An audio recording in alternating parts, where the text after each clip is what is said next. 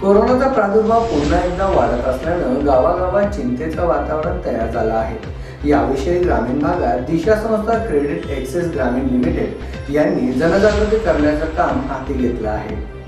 कोरोनाचा प्रादुर्भाव पुन्हा एकदा वाढत असल्यानं गावागावात चिंतेचं वातावरण तयार झालं आहे। संकट अजून टळलेलं नाही। याशिवाय ग्रामीण भागात जाऊन दिशा संस्था क्रेडिट एक्सेस ग्रामीण लिमिटेड यांनी नंदुरबार जिल्ह्यातील बिलाडी ग्रामपंचायत मार्फत गावात कोविड-19 विषयी जाणीव जागृती कार्यक्रम घेतला।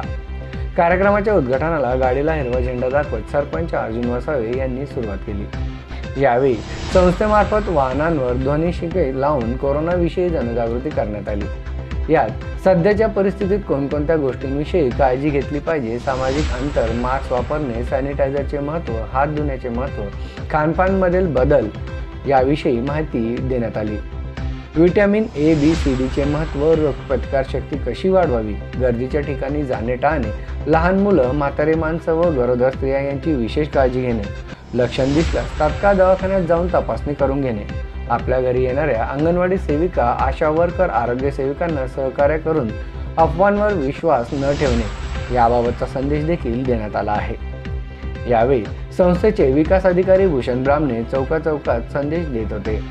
नमस्कार, माझं नाव भूषण ब्राह्मणे।